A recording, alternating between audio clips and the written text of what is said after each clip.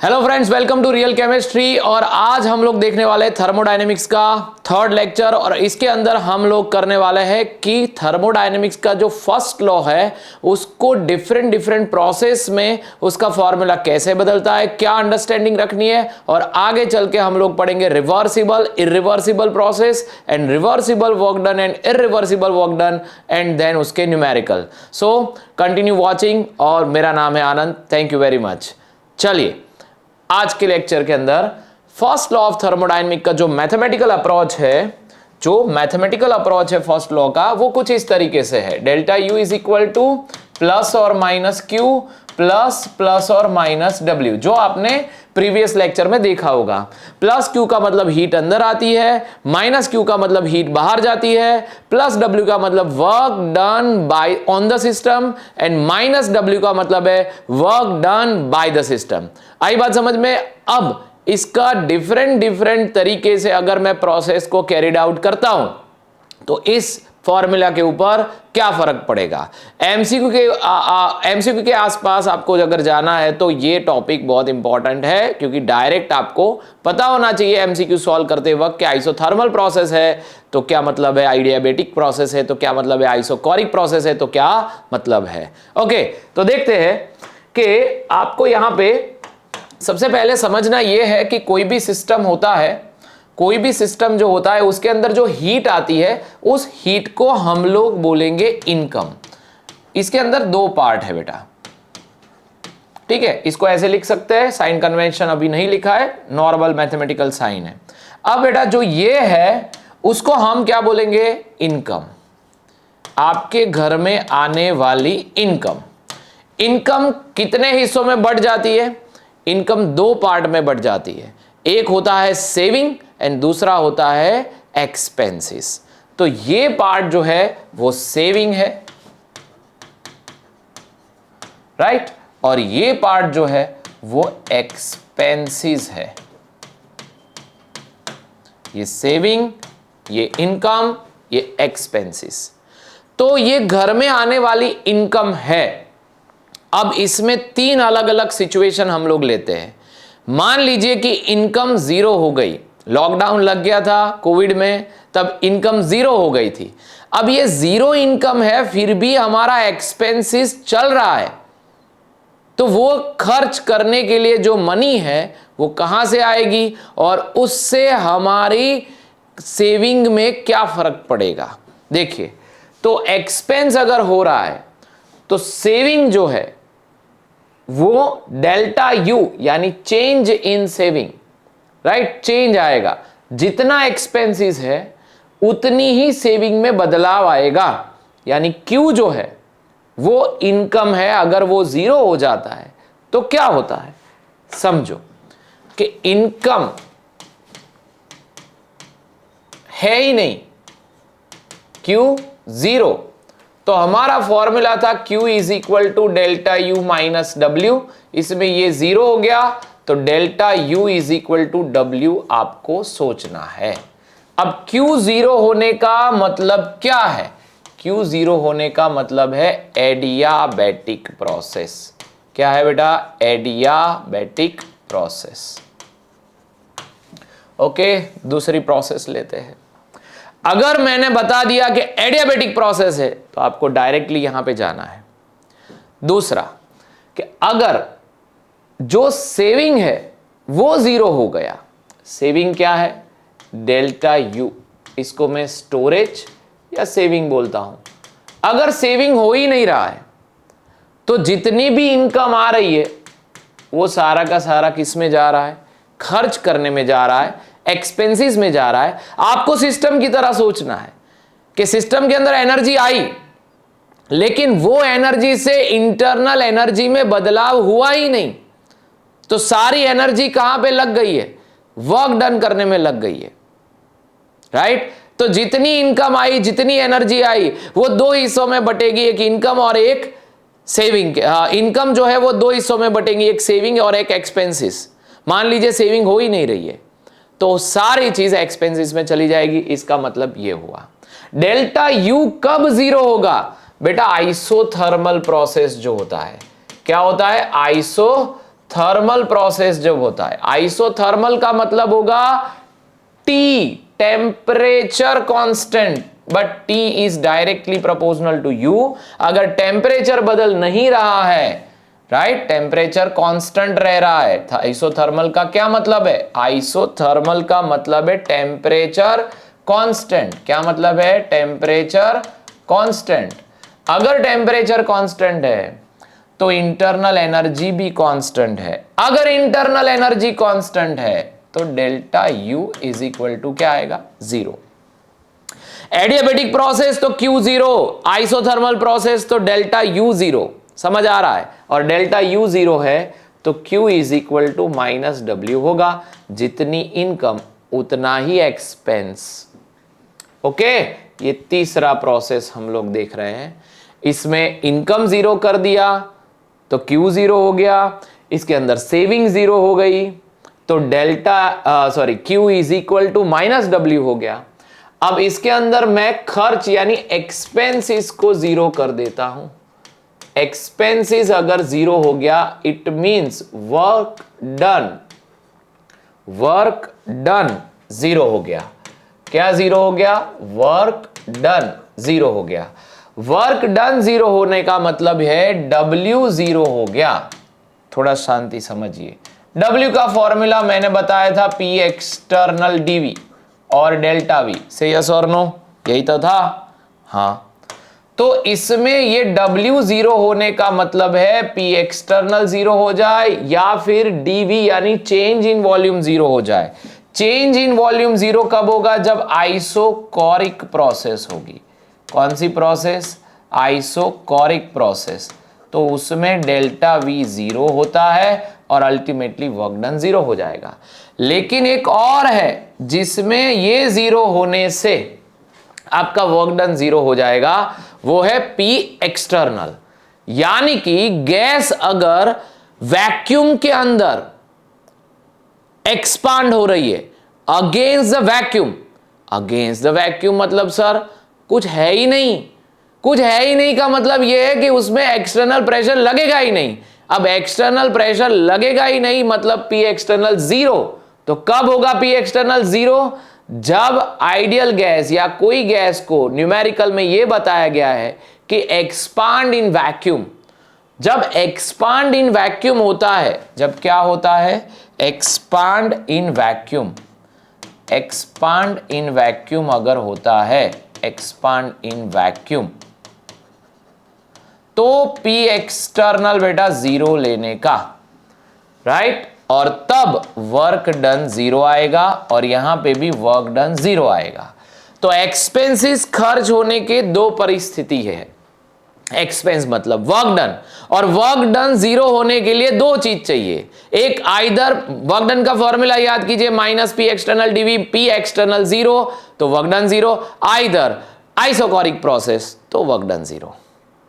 आई बात समझ में? तो इस तरीके से डिफरेंट प्रोसेस के लिए आपको वर्क डन या Q या डेल्टा U या W आपको समझना है और फॉर्मूला को बनाना है, राइट? समझ में आ रहा है तो कमेंट में लिखिए समझ में आ रहा है। ओके, तो देखिए इतना आपको समझना है कि हमारे पास जो इक्वेशन है उस इक्वेशन को हम इस तरीके से करते हैं।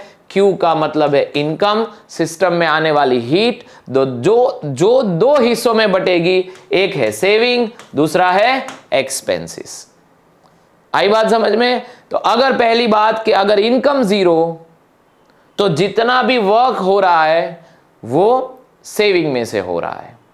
अगर सेविंग 0 तो जितनी हीट आ रही है उससे पूरा वर्क मिल जाएगा, यानी जितनी इनकम आ रही है उससे एक्सपेंसेस हो जाएंगे। अगर एक्सपेंसेस 0 तो जितनी इनकम उतना सेविंग। तो यहां पे ये सिचुएशन आ गई है कि वर्क डन 0 हो गया तो जितनी इनकम उतना सेविंग। आई बात समझ में? राइट? ओके, अब आगे का जो टॉपिक है वो है reversible process and irreversible process. यानी यहां तक आपको समझ में आ गया कि कैसे इसको डील करना है। अब समझना पड़ेगा कि व्हाट इज रिवर्सिबल प्रोसेस है and what is irreversible process है, और उसके ऊपर से हम लोग जाएंगे work done reversible and work done irreversible. Okay, समझते हैं reversible process and irreversible process. मैंने यहां पे लिख के बताया है कि व्हाट इज रिवर्सिबल प्रोसेस, आखिर ये रिवर्सिबल प्रोसेस क्या है। देखो, मैं आपको समझाने के लिए एक प्रैक्टिकल एग्जांपल भी दूंगा, लेकिन पहले ये बुलेट्स है जिसको मैं रिवर्सिबल प्रोसेस बोलूंगा, इसको अभी मत देखिए। अभी ये देखिए, जो प्रोसेस एक्सटर्नल प्रेशर वेरिएबल है, प्रोसेस का मतलब आपको यह समझना है कि एक पिस्टन है, पिस्टन के अंदर एक इंटरनल गैस फिलअप किया गया है और ऊपर जो दबाव लग रहा है उसको मैं बोलूंगा पी एक्सटर्नल।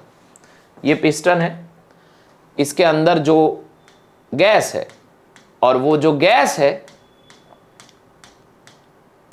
राइट, अंदर जो दबाव क्रिएट हो रहा है उसको मैं बोल रहा हूं पी इंटरनल, और बाहर की ओर जो बाहर से यानी सराउंडिंग जितना प्रेशर क्रिएट करेगा उसको मैं बोलूंगा पी एक्सटर्नल। ठीक है, तो पहला बुलेट समझ लेते हैं, the process under variable external pressure, यानी कि ऐसी प्रोसेस जहां पे बाहर का दबाव वेरिएबल है। समझाता हूं, टेंशन मत लीजिए, समझाता हूं, पहले ये पढ़ लीजिए।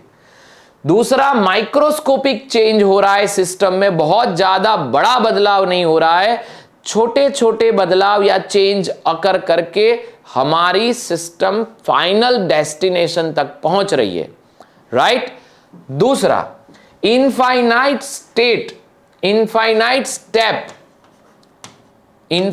स्टेप अचीव हो रहा है, बहुत स्लोली चेंज हो रहा है, और इनफाइनाइट इक्विलिब्रियम एस्टैब्लिश हो रहा है, यानी बहुत छोटे छोटे बदलाव होते हुए बहुत सारे इक्विलिब्रियम बीच में मिल रहे हैं या अचीव हो रहे हैं।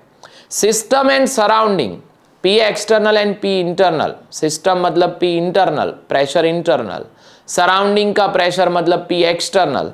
तो इंटरनल प्रेशर जो है और एक्सटर्नल प्रेशर जो है उसके बीच में बहुत ज्यादा बदलाव या चेंज नहीं है। इसका मतलब सिस्टम एंड सराउंडिंग इक्विलिब्रियम के काफी करीब है। System and surrounding are near to equilibrium and system can be reverse. ये सारी चीजें जो है जिस प्रोसेस के अंदर होगी वो प्रोसेस को हम लोग कैटेगराइज करेंगे कि ये रिवर्सिबल है। अब सर ऐसे तो नहीं समझ आएगा, थोड़ा डिटेल में जाना पड़ेगा, तो आइए समझते हैं what is reversible process. Okay, समझो कि ये एक पिस्टन है, अभी इसको जाने दो।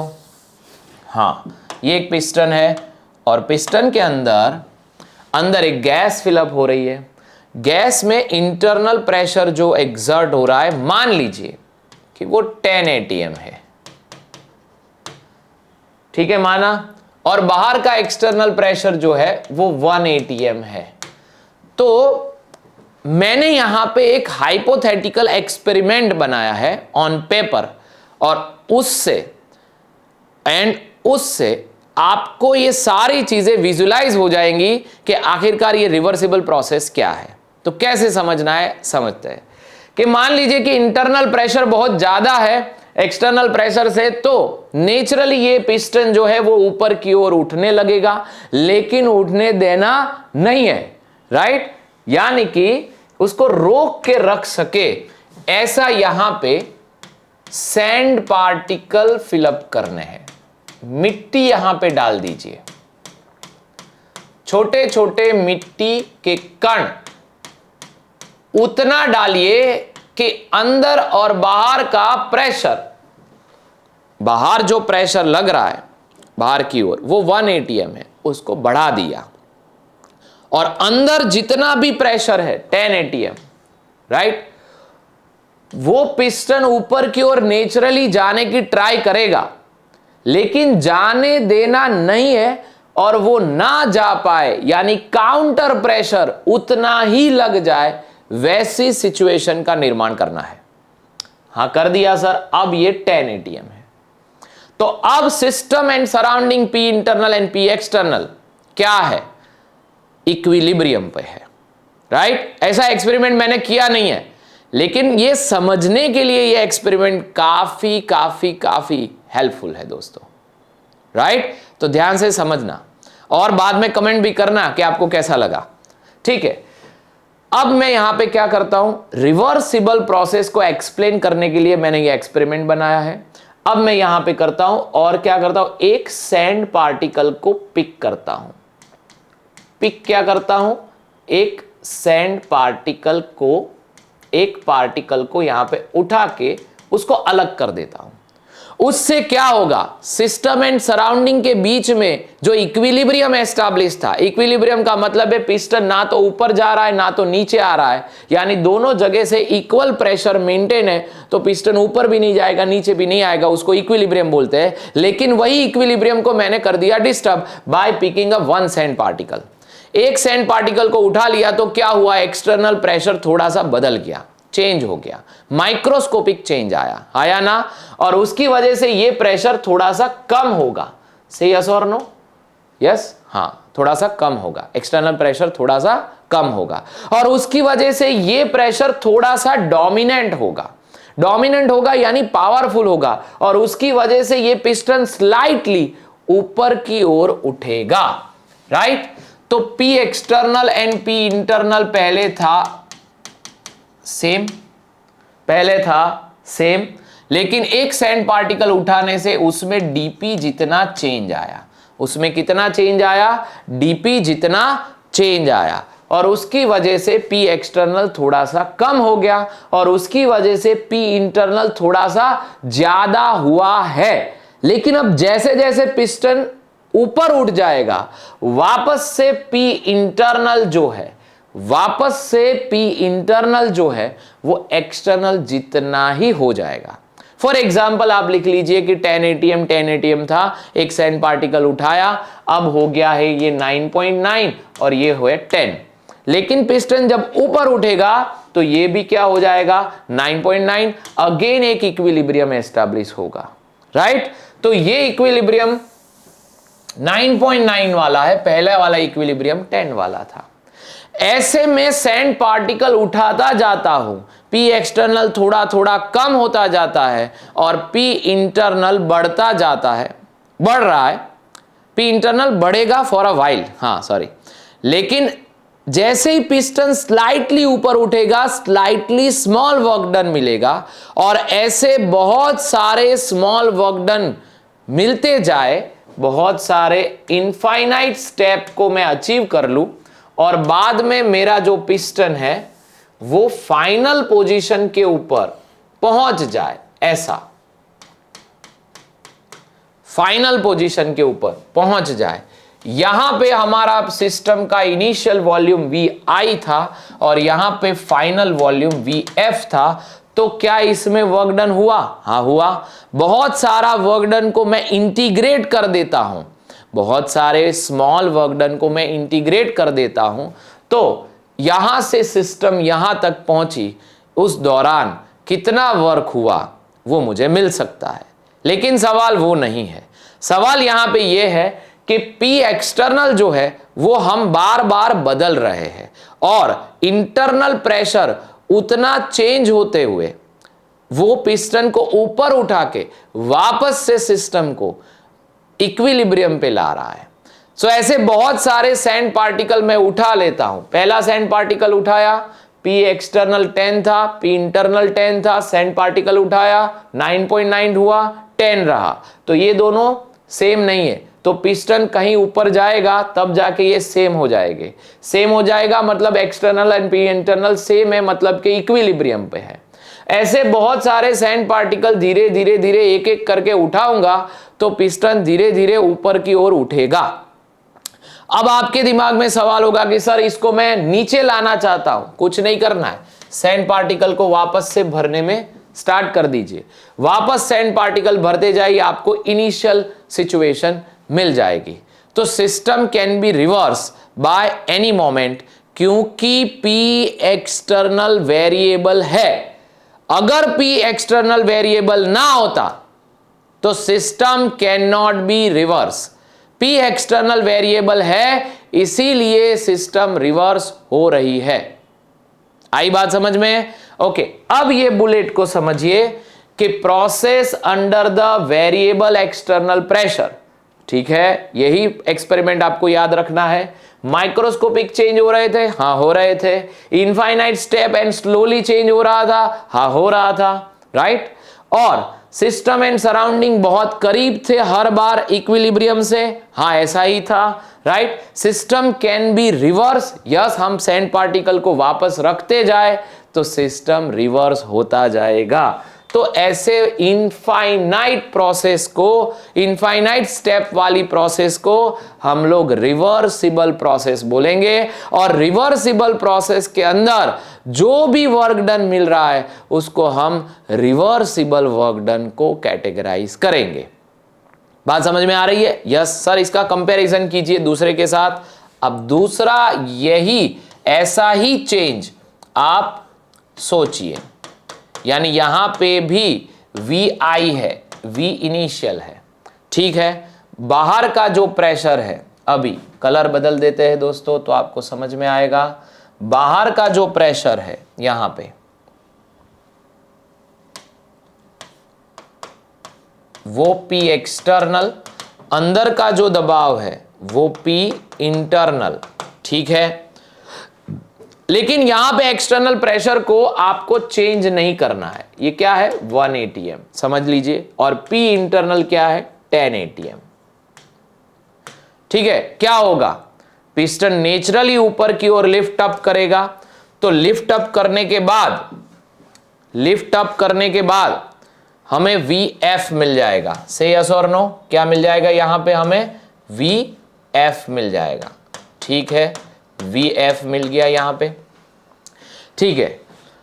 लेकिन ये एक ही स्टेप में अचीव हो जाएगा, क्योंकि यहां पे मैंने कोई सैंड पार्टिकल नहीं भरे। क्यों नहीं भरे?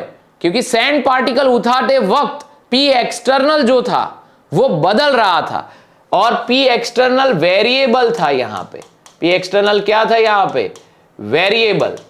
और यहां पे मुझे P एक्सटर्नल को कांस्टेंट रखना है। तो यहां पे जो एक्सपांशन हुआ वो अगेंस्ट कांस्टेंट एक्सटर्नल प्रेशर पे हुआ, राइट। और वो चेंज रैपिड चेंज होगा, मोनो स्टेप में होगा, एक ही स्टेप में होगा। यहां पे जो चेंज था वो स्मॉल चेंज था, माइक्रोस्कोपिक चेंज था, इनफाइनाइट बदलाव हो रहे थे। और हर एक सैंड पार्टिकल उठाने के बाद सिस्टम एंड सराउंडिंग के बीच में इक्विलिब्रियम था। लेकिन यहां पे एक स्टेप कंप्लीट हुआ। कब कंप्लीट होगा? कि सर बाहर का प्रेशर तो आपको नहीं बदलना है, वो तो 1 atm ही है। लेकिन मेरे भाई ये अंदर का जो प्रेशर है 10 atm, जैसे ही पिस्टन ऊपर की ओर उठेगा अंदर का प्रेशर गिरना शुरू होगा। 9, 8, 7, 6, क्यों? क्योंकि वॉल्यूम बढ़ रहा है तो प्रेशर घटेगा। 9, 8, 7, 6, 5, 4, 3, 2, 1, बाहर भी 1, अंदर भी 1, पिस्टन रुक गया, इक्विलिब्रियम एस्टैब्लिश हुआ। यहां फाइनल स्टेप्स के पहले कोई इक्विलिब्रियम एस्टैब्लिश नहीं हुआ था। यहां फाइनल स्टेप के पहले इनफाइनाइट इक्विलिब्रियम एस्टैब्लिश हुआ था। इसको बोला जाता है इरिवर्सिबल। क्यों इरिवर्सिबल बोला जाएगा भाई? क्योंकि यहां पे एक्सटर्नल प्रेशर को हमें बदलना नहीं है। कंडीशन ही वही है कि मुझे ये एक्सटर्नल प्रेशर नहीं चेंज करना है। तो चेंज ही नहीं करना है, यानी आपको अगर मान लीजिए कि VF से VI में जाना है तो आपको दबाव बढ़ाना पड़ेगा, तब जाके आप VI पे आओगे। लेकिन बोल रहा है सर चेंज नहीं करना है, हां तो फिर नहीं हो सकता। अगर एक्सटर्नल प्रेशर को बदलना नहीं है, कंडीशन ही यही है कि कांस्टेंट रखना है, तो आप इसको वापस से इनिशियल लेवल पे नहीं ला सकते। इसका कारण है P एक्सटर्नल कांस्टेंट है, और इसको ला सकते हो, इसका कारण है P एक्सटर्नल वेरिएबल है। तो ये बहुत बड़ा चीज है दोस्तों, राइट। ये बहुत इंपॉर्टेंट है। Process under variable external pressure, ठीक है, process under constant external pressure, microscopic change, macroscopic change, infinite steps, slow step, infinite equilibrium, यहां पे single step, rapid change, okay, और बाद में एक ही बार इक्विलिब्रियम एस्टैब्लिश होता है।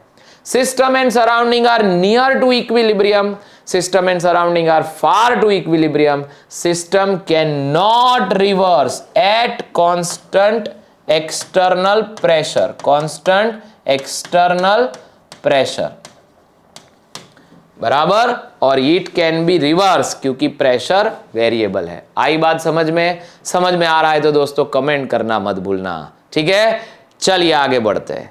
अब सर ये तो सर समझ में आ गया कि कौन सा रिवर्सिबल है कौन सा इरिवर्सिबल है, लेकिन वर्क डन के बारे में क्या सोचना है, आइए सोचते हैं। वर्क डन के बारे में सोचते हैं। देखो बेटा, वर्क डन जो है इसका मतलब यहां पे क्या है, तो VI से VF यानी कि वॉल्यूम चेंज होना, इसको मैं वर्क डन बोलता हूं। क्योंकि हम लोग अभी केमिस्ट्री नहीं पढ़ रहे, अभी हम लोग पढ़ रहे फिजिक्स।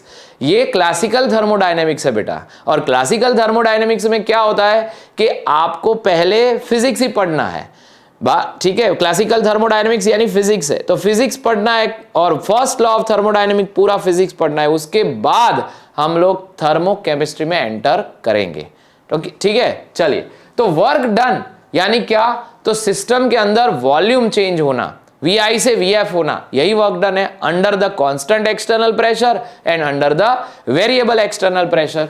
तो उसके हिसाब से दो हिस्सों में बढ़ जाता है, अंडर कांस्टेंट एक्सटर्नल प्रेशर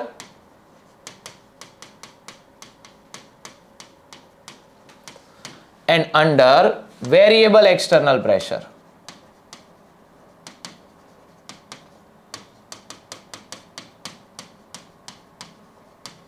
ठीक है, दोनों में अगर मुझे वॉल्यूम सेम चेंज है यानी डेल्टा V जो है वो मिल रहा है, लेकिन दोनों की कंडीशन अलग अलग है। अगर वेरिएबल एक्सटर्नल प्रेशर है तो ऐसे वर्क डन को मैं बोलूंगा W रिवर्सिबल। आपको भी ये चीज याद रखनी है, W रिवर्सिबल, और यहां पे आपको लिखना है W इरिवर्सिबल, क्योंकि कांस्टेंट एक्सटर्नल प्रेशर अगर होता है तो वो रिवर्स नहीं आएगा, और वेरिएबल एक्सटर्नल प्रेशर है तो ही रिवर्स आएगा। ठीक है, हाँ जी सर, इसका ग्राफ कैसे होगा, चलो ग्राफ से समझ लेते हैं कि इसका ग्राफ कुछ इस तरीके से रहेगा। यहाँ पे P है, यहाँ पे V है, वॉल्यूम चेंज मिल रहा है, लेकिन प्रेशर कैसा मेंटेन करना है बेटा, कांस्टेंट। तो वॉल्यूम चेंज A से B मिल रहा है एट द सेम प्रेशर, तो यहां से सिस्टम से यहां पहुंच रही है। ये एक थर्मोडायनेमिक चेंज है जिसमें प्रेशर सेम है, वॉल्यूम बदल रहा है, और ये वॉल्यूम है VI और ये वॉल्यूम है VF। ठीक है, और under the constant external pressure, this is our thermodynamic process. लेकिन यहां पे क्या हो रहा है, जरा ध्यान से समझिए। यहां पे वॉल्यूम में बदलाव आएगा, हां सर बदलाव तो आएगा, क्योंकि मुझे डेल्टा V तो चाहिए, वर्क करने के लिए वॉल्यूम चेंज चाहिए, ठीक है। लेकिन यहां पे वेरिएबल एक्सटर्नल प्रेशर है, तो जो वॉल्यूम में बदलाव हो रहा है वो साथ साथ में प्रेशर में भी बदलाव होगा। ठीक है, तो ये PI VI था, अब हो गया है PF VF। ग्राफ को एनालिसिस करना आपको आना चाहिए। देखो, इनिशियली प्रेशर बहुत हाई है, देखा, तो वॉल्यूम बहुत कम है, प्रेशर कम हो रहा है, वॉल्यूम बढ़ रहा है, ये PF VF। ठीक है, वॉल्यूम बढ़ रहा है, प्रेशर कम हो रहा है, तो इसमें प्रेशर चेंज हो रहा है, यानी एक्सटर्नल प्रेशर वेरिएबल है। तो इसको हम बोलेंगे W रिवर्सिबल का ग्राफ, इसको हम लोग बोलेंगे W इरिवर्सिबल का ग्राफ। समझ में आ रहा है, से यस और नो, हाँ या ना? एक बार मैं चेक कर लेता हूं कैमरा के अंदर सब कुछ बराबर है या नहीं। हाँ, सब कुछ बराबर है, कोई टेंशन नहीं है। ठीक है, ओके, चलिए।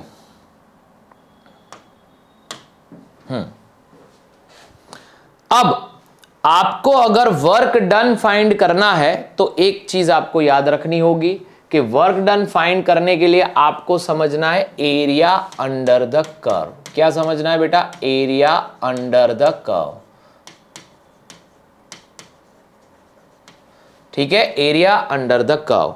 तो सर जो यहां पे जो चेंज मिल रहा है आपको, उसके नीचे जितना भी एरिया कवर अप है, हाँ इसकी मैं बात कर रहा हूं, ये जो एरिया कवर अप है वो क्या होगा, इसका वर्क डन, यानी कि W अगर इरिवर्सिबल चाहिए तो मुझे यहां पे क्या फाइंड करना होगा बेटा, एरिया।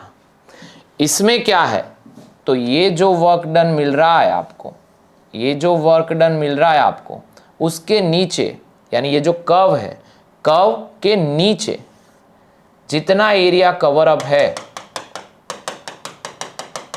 उस एरिया को मैं बोलूंगा W रिवर्सिबल। ठीक है, W रिवर्सिबल। तो आइए समझते हैं कैसे मुझे एरिया निकालना है। एरिया निकालने के लिए हम लोग इंटीग्रेट करेंगे, इंटीग्रेशन का यूज करेंगे, तब जाके मुझे दोनों फॉर्मूला मिलेंगे। चल सबसे पहले हम लोग करते हैं W इरिवर्सिबल के बारे में। W इरिवर्सिबल मतलब क्या, expansion of the gas, expansion of gas under, expansion of the gas under constant external pressure. क्या है बेटा, कांस्टेंट एक्सटर्नल प्रेशर। ठीक है, उसमें एक्सपांशन हो रहा है, वर्क डन हो रहा है, ऐसा समझते हैं। तो work done is equal to minus P external DV, ये आपका फॉर्मूला है। ठीक है, अब ये जो बदलाव हो रहा है उसको मैं इंटीग्रेट कर देता हूं। ये इंटीग्रेशन से समझना जरूरी है दोस्तों, मैं भाई विदाउट इंटीग्रेशन भी कर सकते हैं, लेकिन इंटीग्रेट करके समझना बहुत जरूरी है, राइट। तो minus integration of P external DV. Sir यहां पे पी एक्सटर्नल क्या है, ये तो कांस्टेंट है, बाहर ले आओ, तो minus P external integration of DV. ठीक है, चेंज इन डीवी, कहां से कहां चेंज हो रहा है, वी आई से वी एफ। तो क्या आएगा इसका आंसर, तो minus P external V F minus V I. Sir वो तो हमें पता ही है, वो मुझे भी पता है, लेकिन न्यूमेरिकल में आपको इस प्रोसेस में से कहीं से भी क्वेश्चन आ सकता है। ठीक है, एक बार कराऊंगा, तो तब आपको पता चलना चाहिए कि मुझे इंटीग्रेशन से ये फॉर्मूला मिला है, minus P external delta we, यही हमारा इरिवर्सिबल वर्क डन का फॉर्मूला है दोस्तों। आई बात समझ में, इंटीग्रेट करके लिखना जरूरी है, थोड़ी मजदूरी करनी पड़ेगी भाई। ओके, अब हम आते हैं रिवर्सिबल प्रोसेस में, कि W reversible is equal to minus P external dV. ठीक है, इंटीग्रेट करते हैं, इसमें ये दोनों वेरिएबल है मेरे भाई, क्या है, ये दोनों वेरिएबल है। अब क्या समझना है, क्या सीखना है, जरा ध्यान से देखिए कि इस ग्राफ में मुझे चाहिए एरिया, ये वाला ग्राफ है। ठीक है, इसमें मुझे चाहिए एरिया। तो हम लोग इस ग्राफ को बहुत छोटे छोटे हिस्सों में बांटते हैं। ये पहला हिस्सा, यानी इतने एरिया, ये इतना जो कर्व है उसके नीचे इतना जो एरिया है, राइट, उस एरिया को आप बोलोगे स्मॉल वर्क डन W। ऐसे ही मुझे दूसरा एरिया मिलेगा और उस एरिया को आप लोग बोलेंगे स्मॉल वर्क डन W2, और small work done W3, small work done W4, 5, 6, ऐसे बहुत सारे स्मॉल वर्क डन को आप लोग इंटीग्रेट करोगे, यानी कि ये इंटीग्रेशन के बाद मुझे क्या मिलेगा, एरिया अंडर द कर्व। ठीक है, तो वो एरिया अंडर द कर्व लाना है तो मुझे ये इंटीग्रेशन करना पड़ेगा। आई बात समझ में, यस। अब फोकस यहां पे कीजिए, पी एक्सटर्नल। याद कीजिए मैंने जो एक्सपेरिमेंट किया था, उस एक्सपेरिमेंट में एक सैंड पार्टिकल को उठाया था, हाँ या ना, हाँ। एक सैंड पार्टिकल उठाने से क्या हुआ था, पी एक्सटर्नल में बदलाव हुआ था, है ना। तो हम लोग क्या सोच रहे हैं कि ये जो पी इंटरनल वाली जो टर्म है, वो पी एक्सटर्नल वाली जो टर्म है उसको पी इंटरनल में कन्वर्ट करते हैं। कैसे, कि देखो P external is equal to sand particle उठाने से पी इंटरनल माइनस डीपी होगा, वो मैंने पहले भी बताया था, होगा ना माइनस डीपी। क्यों होगा, क्योंकि देखो पहले तो दोनों इक्वल थे, जैसे ही सैंड पार्टिकल उठाऊंगा पी एक्सटर्नल बदल जाएगा, कम हो जाएगा। कितना कम होगा? Minus dp। अगर मैं सैंड पार्टिकल को रखूं तो क्या होगा? कंप्रेशन। कंप्रेशन से क्या होगा? यहां पे प्लस। तो ये जो फॉर्मूला बन रहा है वो दोनों घटनाओं के लिए है, कंप्रेशन एंड एक्सपांशन, इसीलिए मैंने प्लस और माइनस लिखा है।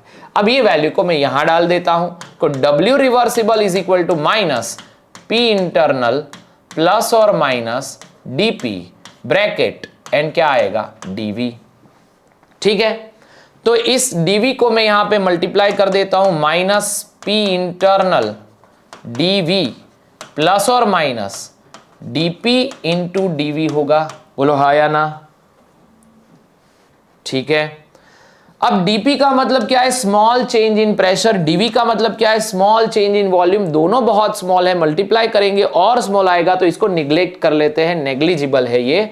तो आगे वाला फॉर्मूला हमारा बन जाता है W reversible is equal to minus P internal dv। तो अब सारा मामला इंटरनल प्रेशर के ऊपर आया, यानी कि ये जो पिस्टन है उस पिस्टन में अंदर का जो दबाव है उसके हिसाब से हम लोग कर पाएंगे, क्योंकि बाहर सराउंडिंग का तो वॉल्यूम निश्चित नहीं है, वो तो बहुत इनफाइनाइट है। तो वॉल्यूम चेंज अगर मुझे मेजर करना है, क्योंकि हम लोग क्या कर रहे हैं? वर्क डन फाइंड कर रहे हैं, और वर्क डन में मुझे चाहिए वॉल्यूम चेंज डेल्टा वी, और delta V with respect to surrounding तो कोई मीनिंग नहीं है ना, इसलिए हमें सारी चीजें इंटरनल प्रेशर सिस्टम के रिगार्ड्स चाहिए। आई बात समझ में? हाँ, तो इस हिसाब से हमें यहां पे करना है। ठीक है, तो P इंटरनल के हिसाब से हमें जाना है। अब यहां पे क्या करना पड़ेगा? साइड में आपको एक आइडियल गैस इक्वेशन है, PV is equal to nRT। क्योंकि मुझे वॉल्यूम के चेंज चाहिए तो मुझे V चाहिए इंटरनल V, तो उसके हिसाब से मैं जो ये P है उसको मैं P इंटरनल समझ लूंगा, तो nRT बाय V आ जाएगा, और उसको मैं V के रेस्पेक्ट में मैं आपका इंटीग्रेशन कर पाऊंगा। ठीक है, so that's why P internal is equal to nRT by V dV। ये समझ में आया? राइट, तो P इंटरनल जो है, P इंटरनल के हिसाब से मुझे यहां पे करना पड़ेगा, क्योंकि यहां पे था P एक्सटर्नल, क्योंकि हम प्रेशर कौन सा चेंज कर रहे हैं? P एक्सटर्नल चेंज कर रहे हैं। ठीक है, सैंड पार्टिकल उठाते वक्त, और उसकी वजह से हमें अंदर का वॉल्यूम भी बदल रहा है। तो वर्क डन दोनों तरफ हो रहा है, work done by the system भी हो रहा है and on to the surrounding भी हो रहा है। तो यहां पे दो वर्क डन है, लेकिन हमें क्या चाहिए? Bye the system. सिस्टम के आसपास हमें सोचना है, सराउंडिंग के ऊपर हम वॉल्यूम चेंज नहीं ला सकते। समझ में आ रहा है ना? हाँ, नहीं ला सकते। राइट, सो इसीलिए सारी चीजें इंटरनल प्रेशर के आसपास कर दी, और इंटरनल प्रेशर से मैं वॉल्यूम चेंज ढूंढने के लिए जा रहा हूं। एन क्या है दोस्तों? मोल है। आर क्या है? Universal gaseous constant. आर क्या है? Universal gaseous constant. And temperature क्या है? टेम्परेचर है हमारा केल्विन में, सेल्सियस में नहीं लेना है। ठीक है, तो minus nRT integration of 1/v dv। हाँ ठीक है, 1/v dv का इंटीग्रेशन होता है lnv। किसी को नहीं पता है तो समझ लीजिए, अभी lnv होता है, जिसमें मैं इनिशियल एंड फाइनल लिमिट डाल रहा हूं। vi से vf में बदलाव हो रहा है। ठीक है सर, प्रेशर भी तो बदल रहा है, लेकिन हम किसी एक में जाएंगे फिर दूसरा डिराइव कर लेंगे। यानी अभी मैं जो बदलाव यहां पे आपको समझा रहा हूं वो वॉल्यूम चेंज है, उसके हिसाब से प्रेशर भी चेंज हो रहा है। ठीक है, तो अब ln सर ये कैसे आया 1/v dv? तो वो इंटीग्रेशन है बेटा, lnv होता है। ठीक है, आगे चलते हैं। माइनस nRT, lnv को हम लोग lnv को ऐसे lnvf माइनस lnvi लिख सकते हैं। हाँ लिख सकते हैं।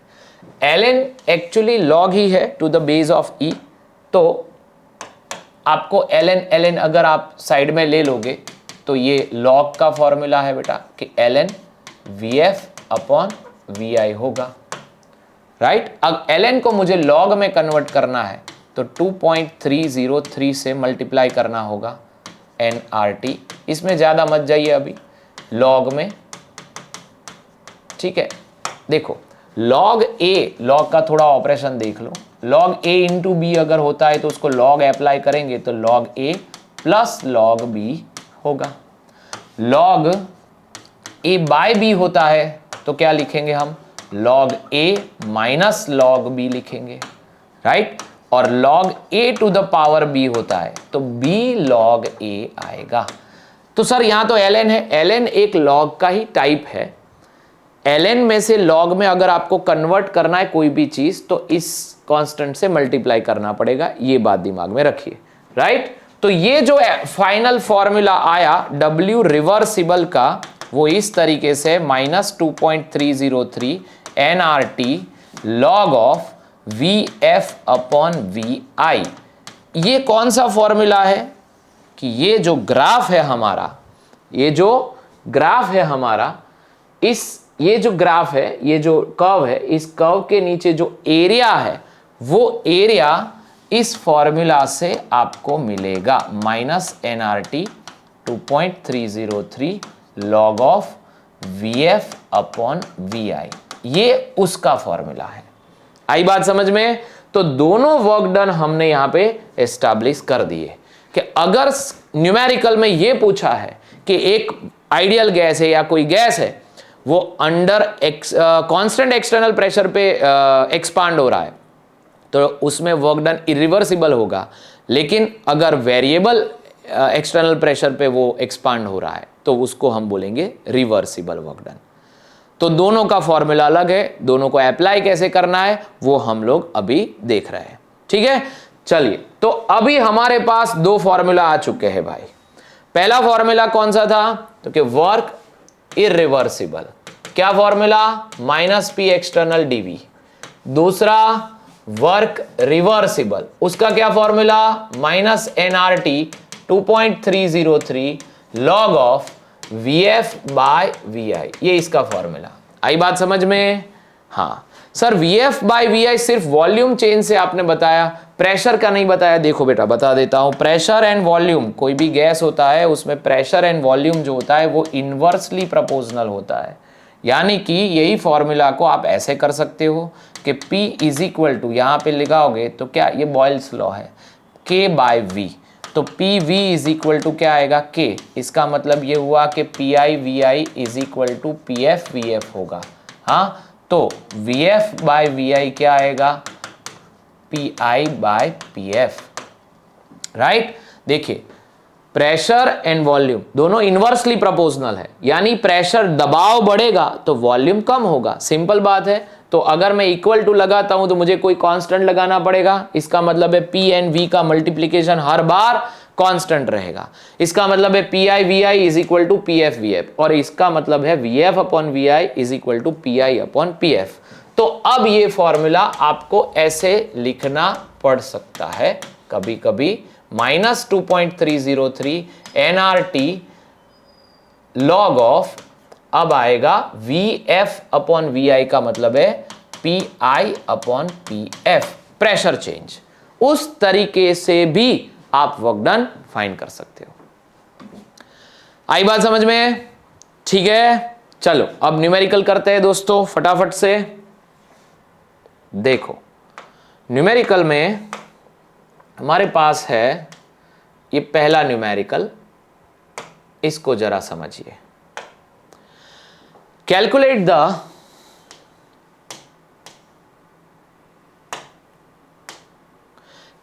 The amount of work done in each of the following case. पहला केस को जरा ध्यान से समझना। फर्स्ट केस, पहला केस,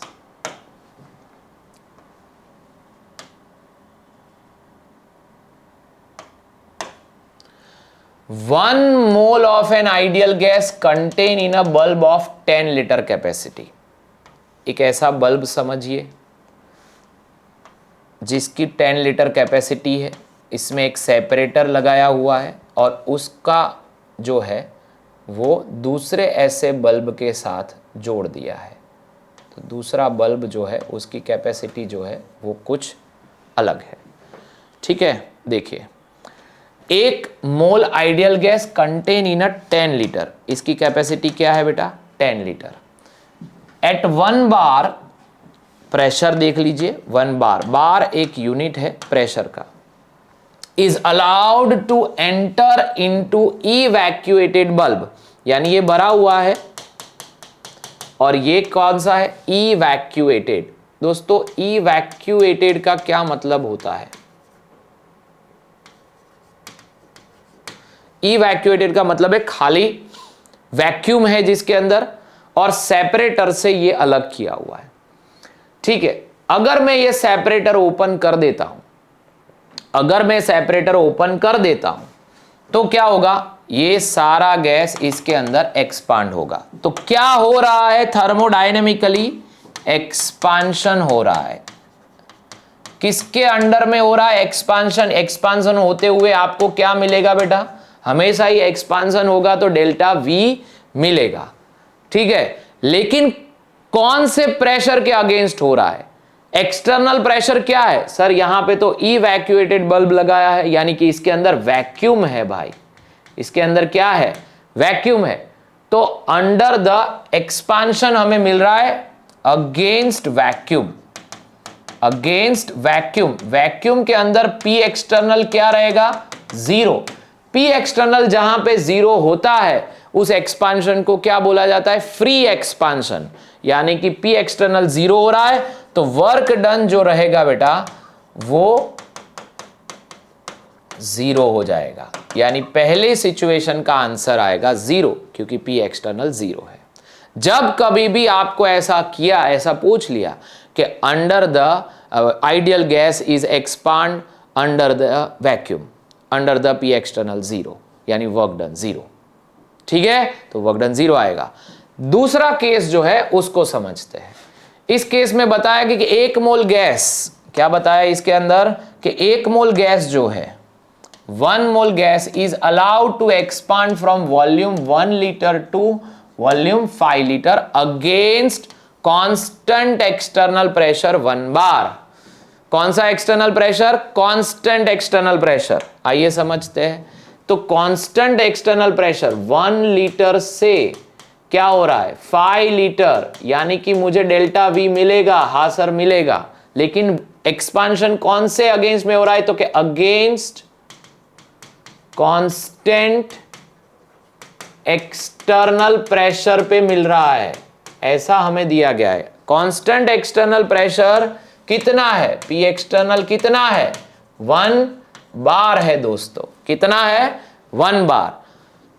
तो इसमें W इरिवर्सिबल का फॉर्मूला आएगा minus P external dV. Delta V कितना अचीव हो रहा है सर 4 लीटर, तो यहां पे 4 लीटर, यूनिट लिखना मत भूलना। एक्सटर्नल प्रेशर क्या है 1 बार, तो आपका यहां पे आंसर आता है -4 बार लीटर। क्या आंसर आता है -4 बार लीटर। बार लीटर को जूल में कन्वर्ट करना मत भूलिए। तो यहां पे 1 litre bar is equal to 100 joule है, तो यहां पे -4 बार लीटर मतलब -400 जूल होगा। आई बात समझ में, ये है W इरिवर्सिबल। ये आपका पहला न्यूमेरिकल हो गया, डन है, ये आपका पहला न्यूमेरिकल हो गया वर्क डन का। ओके, आगे चलते हैं दोस्तों। नेक्स्ट क्वेश्चन जो है वो कुछ इस तरीके से है, नीचे ले आता हूं। हाँ, इसको जरा ध्यान से पढ़िए, पढ़िए ध्यान से।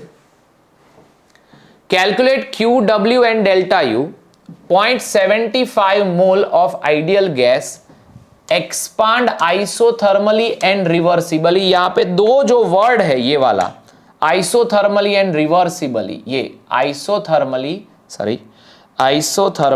एंड रिवर्सिबली, ये आइसोथर्मली एंड रिवर्सिबली। ठीक है, इसके ऊपर ध्यान देना है बेटा। आइसोथर्मल प्रोसेस मतलब क्या, तो sir temperature constant. Temperature constant तो क्या इंटरनल एनर्जी बदल सकती है, नहीं बदल सकती, तो इंटरनल एनर्जी चेंज क्या मिलेगा, जीरो। क्या मिलेगा, जीरो। ठीक है, तो डेल्टा यू तो यहां पे आपको जीरो हो गया। क्या कैलकुलेट करना है यहां पे आपको, क्यू भी कैलकुलेट करना है, डब्ल्यू भी कैलकुलेट करना है एंड डेल्टा यू भी कैलकुलेट करना है, क्योंकि ये आइसोथर्मल है बेटा, क्योंकि ये क्या है आइसोथर्मल। तो डायरेक्ट सोचना है कि डेल्टा यू जीरो हो जाएगा। क्या हो जाएगा, डेल्टा यू जीरो हो जाएगा। ओके, तो डेल्टा यू जीरो हो गया, तो हमारा जो फॉर्मूला है delta U is equal to Q plus W, इसमें ये जीरो है तो क्यू इज इक्वल टू क्या आएगा, माइनस डब्ल्यू। तो जो अगर मैं वर्क निकाल लू तो उतना ही होगा हमारा हीट यानी क्यू। तो हमें यहां पे वर्क निकालना है, और वर्क निकालने के लिए आपके पास चाहिए वॉल्यूम चेंज या प्रेशर चेंज। तो वॉल्यूम चेंज गिवन है 15 लीटर टू 25 लीटर, लेकिन यहां पे एक्सपांशन हो रहा है आइसोथर्मली लिखा है, तो हमारा वर्क डन का फॉर्मूला भी आएगा W रिवर्सिबल आइसोथर्मली, सॉरी यहां पे लिखा है आइसोथर्मली एंड रिवर्सिबल, तो यहां पे लिखा है रिवर्सिबल, तो वर्क डन का फॉर्मूला आएगा रिवर्सिबल का।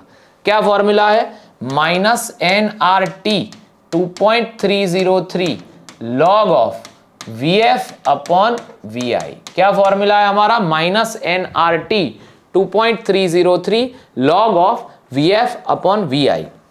इसमें सर R क्या होगा, मैं R की डिफरेंट वैल्यूज आपको लिखा देता हूं, लिख लीजिए यहां पे। अभी 4 वैल्यू बोलता हूं कि एक आपको लेना है 0.08314 बार लीटर में, क्या लेना है, बार लीटर में। दूसरी आर की वैल्यू है 0.0821, ये है ATM लीटर। आपको सवाल होगा कि सर ये कैसे लाया जाता है, ये बेटा आइडियल गैस इक्वेशन से डिराइव किया जाता है, PV is equal to NRT, किसी और लेक्चर में मैं पढ़ाऊंगा। तो R इज इक्वल टू यहां पे 8.314, ये जूल वाला है, बार लीटर पर मोल है, यहां पे भी पर मोल है, यहां पे भी पर मोल है, मैं लिख नहीं रहा हूं लेकिन ये पर मोल है, ये जूल पर मोल है, ठीक है, ओके। और चौथा है 1.987 कैलोरी पर मोल, ठीक है। तो अब समझो, जब आप MCQ सॉल्व कर रहे हो तब आपको ये सारी वैल्यूज के साथ आप कैलकुलेट करना चाहोगे तो वो बहुत मुश्किल होगा। तो उसके लिए हम क्या करेंगे, यहां पे जब हम MCQ सॉल्व करेंगे, इस वैल्यू को हम लोग लिखेंगे 100/12 कैलकुलेट करने के लिए। इस दो वैल्यू को हम लोग लिखेंगे 1/12। इससे क्या होगा, हमें नियरली आंसर जज कर लेना है। हमें क्या जज करना है, आंसर को जज करना होगा नियरली, तो इससे बहुत इजी हो जाएगा कैलकुलेशन। और इसको नियरली इक्वल टू 2 लिखेंगे, नियरली इक्वल टू क्या लिखेंगे, 2 लिखेंगे। सर यहां पे ये दोनों वैल्यू को हम 1/12 लिखेंगे, हाँ नियरली जो 0.083 के आसपास आंसर आएगा 1/12 का, ठीक है, तो नियरली ले लेंगे। ऐसे हमें मैनेज करना है R की वैल्यू को, ठीक है। दूसरा यहां पे आएगा लॉग, मैं वैल्यू रख देता हूं -n मतलब क्या, मोल। कितना मोल है बेटा, यहां पे -0.75 मोल है। कितना मोल है, -0.75 मोल, ओके। R की वैल्यू यहां पे जूल वाली लेनी है, यानी अभी मैं 8.314 ले रहा हूं। टेम्परेचर कितना है, 300 केल्विन है, और into log, sorry into 2.303 into log of, कहां से कहां चेंज हो रहा है, वॉल्यूम 15 से 25 यानी 25 अपॉन 15 यानी 5/3, 25 अपॉन 15 को। सर ये लॉग कैसे हैंडल करेंगे, आइए समझते हैं। लॉग के लिए आपको क्या करना है, लॉग के लिए आपको 1 to 10 अगर आप लॉग को याद कर लोगे, समझ लोगे, तो बाकी के सारे लॉग जो है वो डिराइव हो सकते हैं। कैसे, देखो अगर मुझे कुछ लॉग याद रह गए तो आपको भी रह जाएंगे। कि देखो जैसे कि log 1 0 होता है, क्या याद रखोगे, log 1 0 होता है। log 2 जो है वो है 0.3010, log 3 जो है वो आएगा 0.4771। ये याद रखना है, ये याद रखना है, ये याद रखना है। लेकिन log 4 आपको याद नहीं रखना है, आप डिराइव कर सकते हो।